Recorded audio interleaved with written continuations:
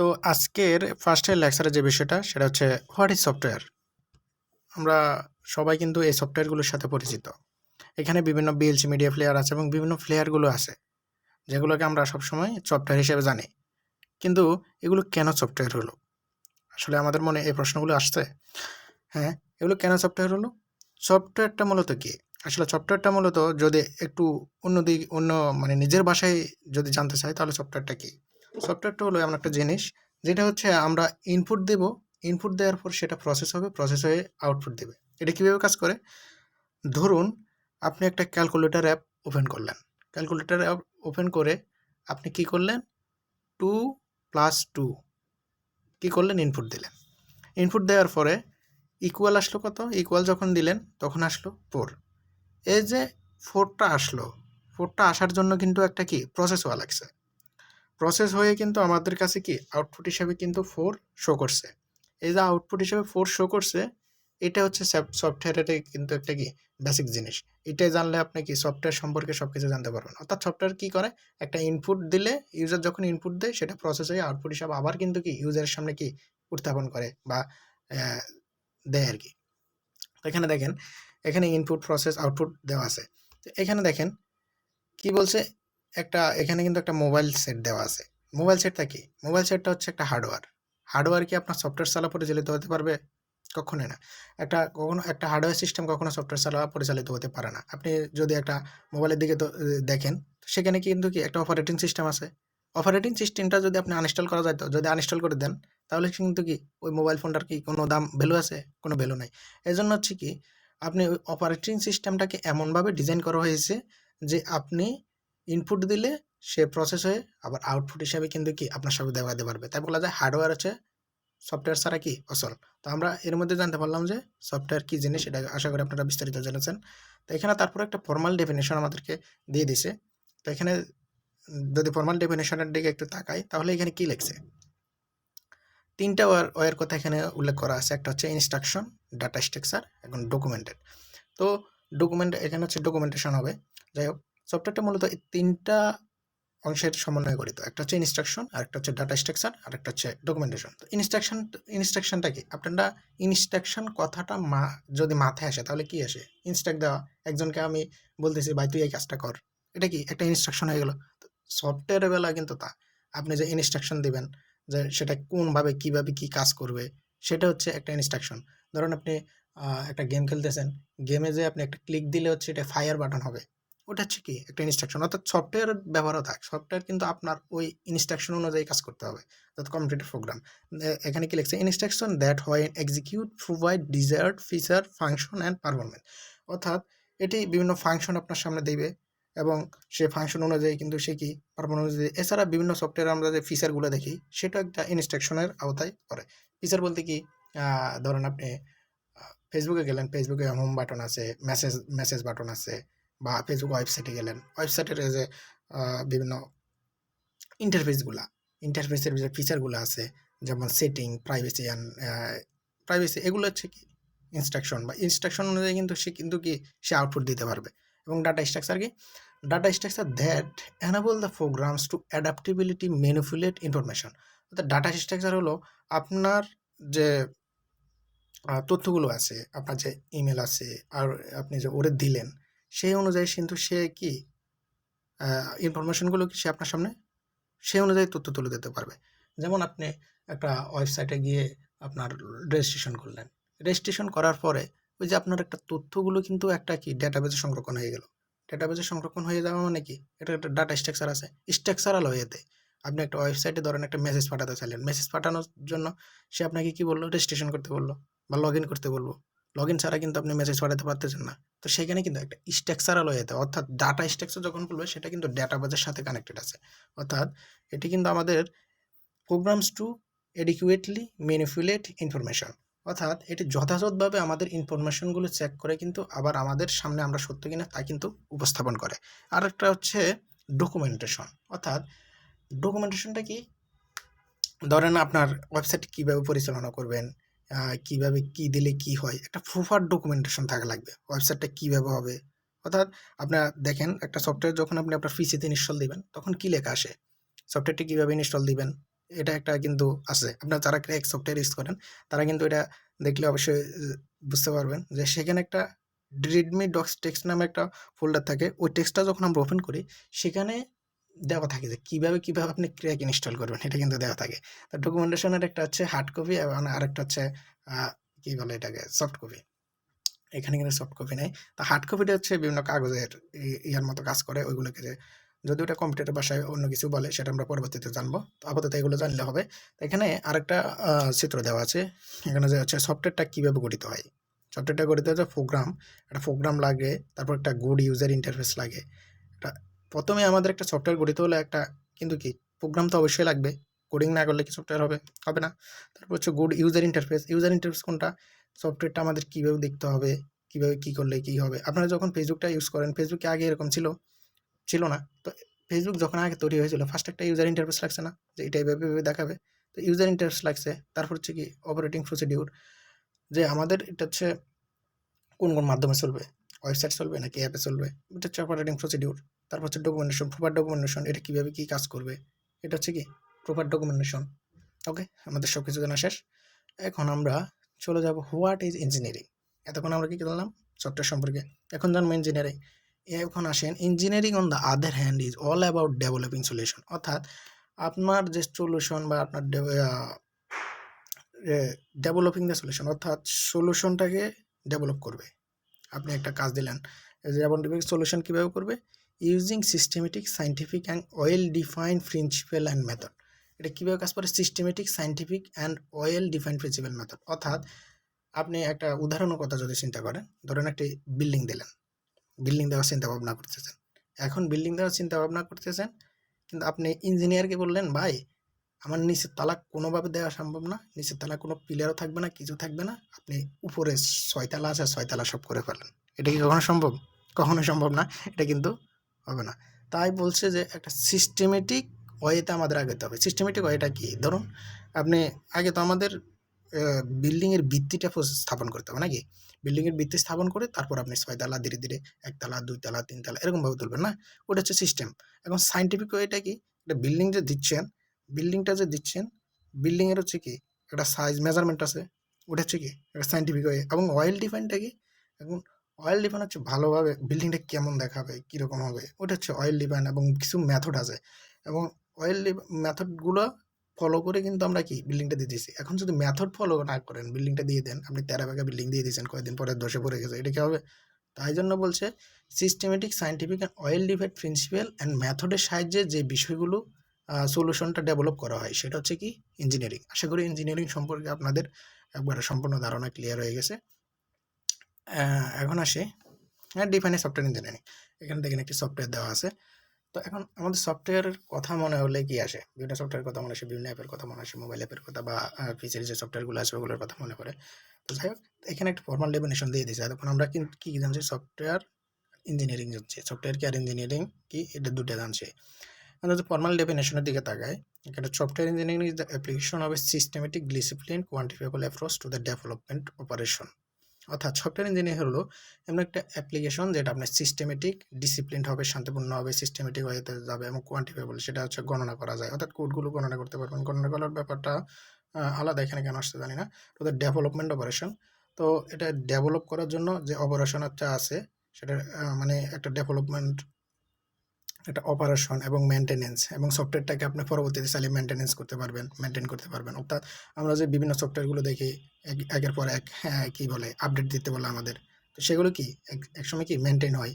অর্থাৎ আপনি সফটওয়্যারটা এমনভাবে তৈরি করতে হবে যে আপনার মেনটেনের ফলে যেন ইউজাররা যাতে কোনো রকম ক্ষতির সম্মুখীন না হয়। যা ধরেন আপনি বিকাশ অ্যাপের কথা চিন্তা করেন, বিকাশ অ্যাপ যদি এমনভাবে মেনটেন করতো যে ওরা মেনটেন করতেছে, আপনার সব কিছু বন্ধ হয়ে গেছে, আপনার ক্যাশ আউট ট্যাশ আউট সব বন্ধ হয়ে গেছে সব ইউজারের, তাহলে এটা কি ভালো হবে? এটা হবে না, এমন হওয়া যাবে না। অর্থাৎ মেনটেন্যান্সটা এমন হতে হবে যাতে ইউজারের জন্য ভালো হয় এবং আমরাও ভালোভাবে করতে পারি, এরকম হতে হবে। That is the application of engineering to software. অর্থাৎ এটা হলো সফটওয়্যার ইঞ্জিনিয়ারিং। তাহলে সফটওয়্যার ইঞ্জিনিয়ারিং কি, সফটওয়্যার ইঞ্জিনিয়ারিং হলো সফটওয়্যার প্লাস ইঞ্জিনিয়ারিং মিলিয়ে যেটা হয় সেটা হচ্ছে সফটওয়্যার ইঞ্জিনিয়ারিং। আশা করি আপনারা সফটওয়্যার ইঞ্জিনিয়ারিং সম্পর্কে ক্লিয়ার ধারণা পেয়েছেন। এখন আসেন, এখানে সফটওয়্যার ইঞ্জিনিয়ারিং সম্পর্কে একটু ধারণা দেওয়া হয়েছে। কিন্তু একই কথা আমরা তখন যা বললাম তারপরে একটু বলে নিই। Software engineering stands for the term is made of two words software and engineering, অর্থাৎ সফটওয়্যার ইঞ্জিনিয়ারিংটি করে শব্দ গঠিত। সফটওয়্যার অ্যান্ড ইঞ্জিনিয়ারিং আগে বলেছে, শেষ পড়া শেষ। এখন দেখেন software is more than just a program code. Software কি? সফটওয়্যার হলো একটা প্রোগ্রাম কোড, ঠিক আছে? শুধু আমরা সফটওয়্যার কিন্তু যে কেউ বানাতে পারে, বা যে কেউ না, মানে ধরেন আপনি শিখলেন, আপনি বানিয়ে ফেললেন সফটওয়্যার, এটা একটা সফটওয়্যার হয়ে গেল। আপনি ধরেন একটা ওয়েবসাইট ডেভেলপ শিখলেন, সেটা একটা সফটওয়্যার হয়ে গেল। অ্যাপ ডেভেলপ শিখলেন, সেটা একটা সফটওয়্যার হয়ে গেল। এখন ওরা যে মেনটেনেন্স, তারপর হচ্ছে আরও সিস্টেমেটিক ওয়ে ওইগুলো আছে, ওইটা কিন্তু আপনি করেন নাই। তাই সফটওয়্যার কিন্তু একটা প্রোগ্রামেবল কোড, আমরা জাস্ট কোড করে কিন্তু কি সফটওয়্যার বানিয়ে ফেলেছি। তারপর বলছে a program is an executable code, অর্থাৎ প্রোগ্রামেবল কোডটা হচ্ছে শুধুমাত্র একটা এক্সিকিউটেবল কোড, অর্থাৎ এই প্রোগ্রামটাকে আমরা পরবর্তীতে আউটপুট হিসেবে দেখতে পাচ্ছি, এটা কিন্তু একটা program. Which serve some computational purpose, অর্থাৎ আপনার ধারণা অনুযায়ী কিন্তু সে কিন্তু আউটপুট দেয় আপনার চাহিদা অনুযায়ী আর কি। Software is considers to be collection of executable programming code, অর্থাৎ সফটওয়্যারটা আমাদের এক্সিকিউটেবল প্রোগ্রামিং কোডটাকে কিন্তু কি কালেকশন করে কি অ্যাসোসিয়েট লাইব্রেরিতে লাগে এবং প্রপার ডকুমেন্টেশন হয়ে কি কাজ করে। ডকুমেন্টেশন কি সেটা আগে বলছি। লাইব্রেরিজটা কি? ধরেন আপনার একটা ডেটা আছে, সেই ডেটাকে এক স্থানে রাখলো, ইউজারের ডেটা এক স্থানে, তারপর হচ্ছে অ্যাডমিনের ডেটা এক স্থানে, তারপর হচ্ছে কাস্টমারের ডেটা এক স্থানে, এগুলো হচ্ছে কি একটা libraries. The software when made for a specific requirement is called a software product, অর্থাৎ সফটওয়্যারটা যখন স্পেসিফিক রিকোয়ারমেন্ট, অর্থাৎ আপনি আপনার কি বলে কাস্টমার যখন আপনাকে একটা সফটওয়্যার বানাতে দিল, যে আমার সফটওয়্যারে লগ ইন পেজ থাকবে, তারপর হচ্ছে ইউজার যাতে লগ ইন করে হচ্ছে মেসেজ করতে পারে একজন আরেকজনকে, এরকমভাবে একটা সফটওয়্যার বানাতে দিল। তো এখানে দেখেন আপনার কাস্টমার কিন্তু কি একটা রিকোয়ারমেন্ট দিয়ে দিয়েছে, যখন সফটওয়্যারটা একটা স্পেসিফিক রিকোয়ারমেন্টে আগাবে তখন সেটাকে কি বলবো আমরা? সফটওয়্যার প্রোডাক্ট বলবো, ঠিক আছে? তারপর সফটওয়্যার ইঞ্জিনিয়ারিং আর কি।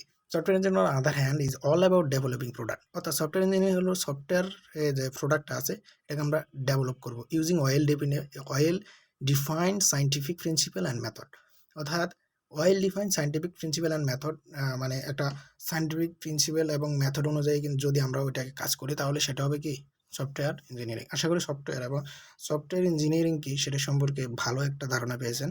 এগুলো পরীক্ষা আসবে হয়তো সফটওয়্যার এবং ইঞ্জিনিয়ারিং সম্পর্কে আর কি। এটা বারবার উপর দিকে চলে যাচ্ছে কেন? যাই হোক, এখন আসেন, এটা তো বসছে নাকি বারবার উপর দিকে চলে যাচ্ছে। এখন দেখেন প্রোগ্রাম ভার্সেস সফটওয়্যার প্রোডাক্ট। এখন আসেন প্রোগ্রামটা কি? আমরা একটু আগে জেনেছি যে প্রোগ্রাম হচ্ছে জাস্ট এক্সিকিউটেবল কোড, এটা জাস্ট একটি কোড। কিন্তু দেখেন প্রোগ্রাম কিন্তু that's are usually small size, এটা কিন্তু একটা স্মল সাইজ হয়। They are lines of codes or maybe 100 to 2000 lines code or little more, অর্থাৎ এটি 100 অথবা 2000 লাইনের থেকেও ছোট হইতে পারে। দেখেন আপনি যখন একটা চি প্রোগ্রামিং সাহায্যে কোনো একটা কোড লিখলেন, একটা ক্যালকুলেটার বানাইলেন, দেখেন আমরা ফার্স্ট সেমিস্টারে কী করলাম, একটা ক্যালকুলেটার বানালাম, ক্যালকুলেটার কোড দিয়ে বানালাম, সেখানে ইনপুট দিলে 1 + 1 = 2 হয়, এগুলো করে আসছে। তো এখানে একটা শুধুমাত্র একটা কি কোড, এটা হচ্ছে একটা প্রোগ্রাম। এখন আসেন সফটওয়্যার প্রোডাক্টটা কি? ভেরি বিগ ইনসাইট, এটি কিন্তু কি বেশ বড় হয়। The lines of codes are thousands to lakhs maybe more depends on software product, অর্থাৎ এটি 1000 থেকে লাক্সের বেশি হতে পারে, অর্থাৎ লাখের বেশি কোড হতে পারে। ডিফেন্স অন সফটওয়্যার প্রোডাক্ট, অর্থাৎ আপনার সফটওয়্যার প্রোডাক্টের উপর ভিত্তি করে এটি কিন্তু কি অনেক বড় কোড হতে পারে। যেমন কি হতে পারে হসপিটাল ম্যানেজমেন্ট সিস্টেম হতে পারে, তারপর কি হতে পারে ব্যাংকিং ম্যানেজমেন্ট সিস্টেম হতে পারে। কেন হতে পারে এগুলো? কারণ এখানে অনেক কিছু প্রসেস হয়। আপনি একটা হসপিটাল ম্যানেজমেন্টের কথা চিন্তা করেন, হসপিটাল ম্যানেজমেন্টের কথা চিন্তা করলে আপনি যখন এক জায়গায় একজন ডাক্তার রুগীর সব তথ্য দিয়ে দিচ্ছে, সব তথ্য দেওয়ার পরে আপনি ওই যে কাউন্টারে এসে সব কিছু কিন্তু আবার কি ওই অনুযায়ী কিন্তু পেয়ে যান। তো এখানে কিন্তু একটা প্রোফার হয়ে গেছে। তারপর হচ্ছে ডকুমেন্টেশন। ওকে, ডকুমেন্টেশন, এখানে হচ্ছে program there is no documentation ও ল্যাক্স ইন ডকুমেন্টেশন, তা প্রোগ্রামে কোনো প্রকার ডকুমেন্টেশন থাকে বা থাকতে পারে নাও থাকতে পারে। তো ডকুমেন্টেশনটা কি বলছে? ডকুমেন্টেশন হচ্ছে আপনি কীভাবে কী কাজ করবে, কীভাবে কী করতে হবে না করতে হবে, এগুলো হচ্ছে ডকুমেন্টেশন। অর্থাৎ প্রোগ্রামে এটি থাকতেও পারে নাও থাকতে পারে। সফটওয়্যার প্রোডাক্টে কিন্তু proper documentation and well documented, অর্থাৎ প্রপার ডকুমেন্টেশন থাকে, ওয়েল ডকুমেন্টেড অর্থাৎ ভালোভাবে থাকে, এবং ইউজার ম্যানুয়াল প্রিপেয়ার্ড অর্থাৎ ইউজারের চাহিদা অনুযায়ী কিন্তু থাকে। তো দেখেন সফটওয়্যার যদি ওরকম ডকুমেন্টেশনটা যদি না থাকে, আপনি কিভাবে ইউজ করবেন, কিভাবে কি করতে হবে, ওগুলো যদি না থাকে তাহলে কিন্তু কি সফটওয়্যার পরিচালনা করা সহজ হবে না, এবং সেটা কিন্তু কি ইউজারের উপর ভিত্তি করে তৈরি করা হয়। এবং এবার আসেন ইউজার ইন্টারফেসটা কি। ইউজার ইন্টারফেসে প্রোগ্রামের ক্ষেত্রে কি হয়েছে, there is no or lacks proper user interface, অর্থাৎ প্রোগ্রামে ইউজার ইন্টারফেস থাকতে পারে, না থাকতে পারে। এবং ইউজার ইন্টারফেসটা কি, ইউজার ইন্টারফেসটা হচ্ছে আমরা ফার্স্টে কিন্তু আলোচনা করছিলাম ইউজার ইন্টারফেসটা কি। সেটা হচ্ছে কি ওয়েবসাইটে কীরকম দেখতে হবে, বা অ্যাপটা আপনার কীরকম দেখতে হবে, অ্যাপটা এই ব্যাকগ্রাউন্ড কালার দিলে সুন্দর হবে নাকি এই ফন্ট দিলে সুন্দর হবে, ওটা হচ্ছে কি আপনার ইউজার ইন্টারফেস। তো প্রোগ্রামে দেয়ার ইজ নো অর্থাৎ নাও থাকতে পারে, অর ল্যাক্স প্রপার ইউজার ওর মানে কিছু থাকতেও পারে। তারপর হচ্ছে software product, there is proper and full well design user interface, অর্থাৎ সফটওয়্যার প্রোডাক্টে কিন্তু ইউজার ইন্টারফেস মাস্ট থাকা লাগবে, না হলে কিন্তু একটা সফটওয়্যার প্রোডাক্ট আপনি কখন এটা কি বলতে পারবেন না, অর্থাৎ ইউজার ইন্টারফেস না থাকলে কিন্তু একটা সফটওয়্যার প্রোডাক্ট বলতে পারবেন না। এবার আসেন দ্য নেচার অফ সফটওয়্যার, অর্থাৎ সফটওয়্যারের প্রকৃতি, মানে সফটওয়্যার কীরকম, সফটওয়্যারটাকে খায় নাকি গায়ে দেয়, এগুলি আর কি। তো software takes a dual role of software, অর্থাৎ এটা ডুয়েল রোল প্লে করে। ইট ইজ এ প্রোডাক্ট, এটা হচ্ছে একটা কি product, and at the same time vesicle for delivering A product, অর্থাৎ আপনি দেখেন সফটওয়্যার নিজে তো একটি প্রোডাক্ট, এবং সে একই সময়ে বেসিক্যাল ফর অর্থাৎ একটি প্রোডাক্টের অন্য জায়গায় পৌঁছানোর জন্য মাধ্যম হিসেবে কাজ করে। এটা কীভাবে একটু আসেন বুঝি, আশা করি বোঝেন নাই, তো সেটার জন্য আসছি। দেখেন সফটওয়্যার কীভাবে প্রোডাক্ট হয়, সফটওয়্যার কীভাবে প্রোডাক্ট হয়, আপনার একটা উইন্ডোজের অপারেটিং সিস্টেম আছে, ওটা একটা কি প্রোডাক্ট, ধরুন ওটা একটা সফটওয়্যার, ওটা একটা প্রোডাক্ট হয়ে গেছে। আপনার মোবাইলের একটা অপারেটিং সিস্টেম আছে, ওটা একটা প্রোডাক্ট।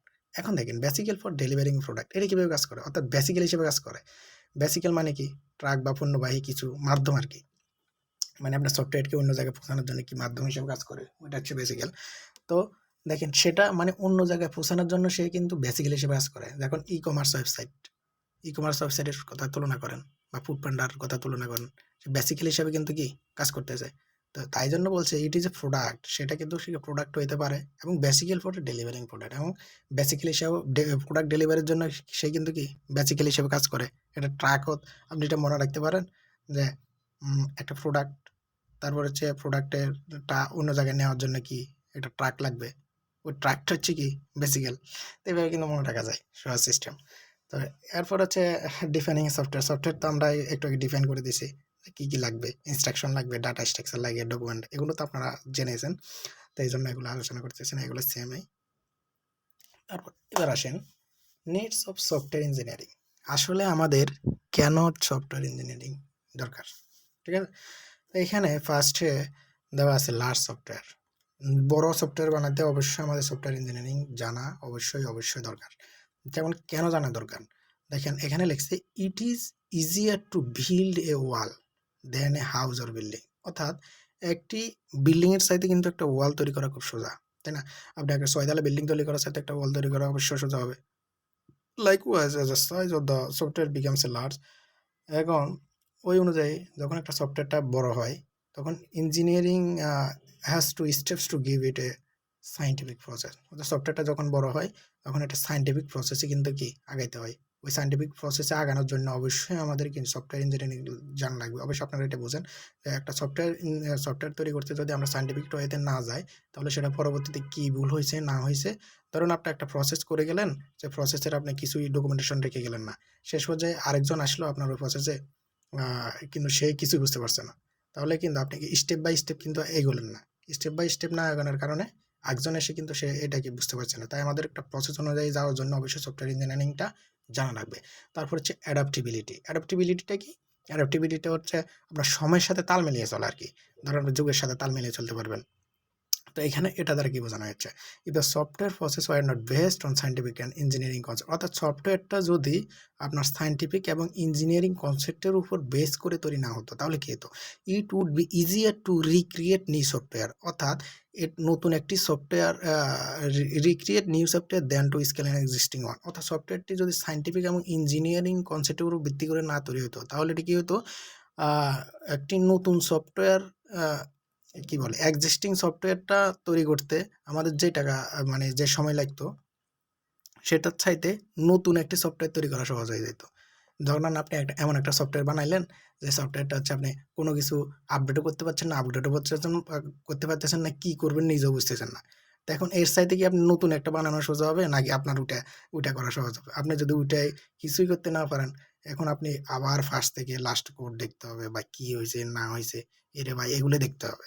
কিন্তু আপনি যখন নতুন একটা বানাই ফেলবেন তখন আপনি এমন একটা সফটওয়্যার বানাইলেন যে আপনি পুরোনোটার চাইতে নতুন বানানোটা সহজ হয়ে গেছে। তখন আমাদের কি হয়, সফটওয়্যারগুলোতে আসলে কি হয়, আসলে সফটওয়্যারগুলোকে ডেইলি আপডেট করা যায়, কিন্তু আপনি অন্যরকম বানাই ফেললেন যে আপনি কেউ আপডেটও করতে পারলেন না, কিছু করতে পারলো না, এটা কি হয়? তো আপডেট এই প্রসেসটা জানার জন্য অবশ্যই আমাদের অ্যাডাপ্টেবিলিটিটা বা সফটওয়্যার ইঞ্জিনিয়ারিংটা আগে জানা দরকার।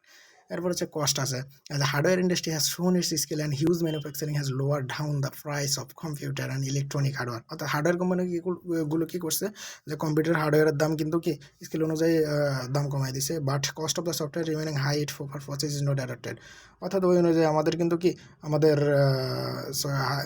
সফটওয়্যারগুলোকে কাজে লাগাইতে হবে। যেমন dynamic nature always growing and dynamic nature কি মানে প্রাকৃতিক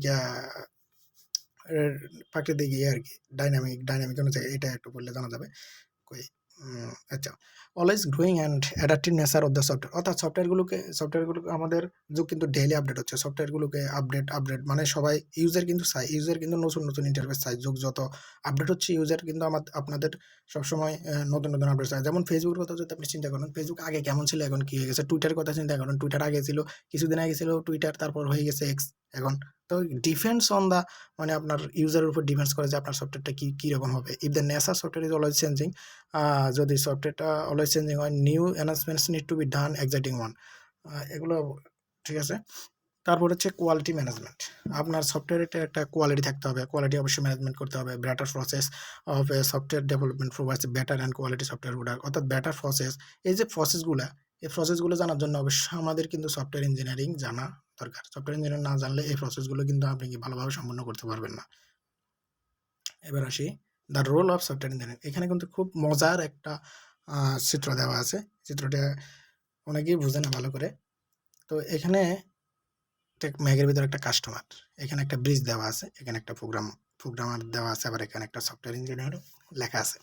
তো এখানে দেখেন আমরা যদি একটু চিন্তা করি, ধরেন একটা কাস্টমারের একটা হসপিটাল ম্যানেজমেন্ট সিস্টেম লাগবে, এখন সে কোড জানে না কিন্তু হসপিটাল ম্যানেজ করতে জানে, কিন্তু এই ভাষায় একটা প্রোগ্রামার আছে সে কিন্তু কোড জানে কিন্তু হসপিটাল কীভাবে ম্যানেজ করতে হবে সে কিন্তু জানে না, মানে কোড জানে আর এ কোড জানে না।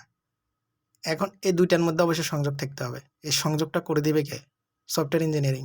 যখন সফটওয়্যার ইঞ্জিনিয়ারিংটা সংযোগ করে দিবে তখন এই ব্রিজের করে কি প্রোগ্রামার কাস্টমারের কাছে বা কাস্টমার প্রোগ্রামার কাছে চলে গেল, তখন কি দুজনে আলোচনা করে একটা কি জায়গায় ফসাইলো যে কাস্টমার তখন কি করবে, তখন দুজনের মনোভাব প্রকাশ করতে পারলো, তখন প্রোগ্রামার কিন্তু কি সহজে ইজিলি তার প্রোগ্রামটাকে করতে পারতেছে। ঠিক আছে, ওকে আজ এ পর্যন্ত।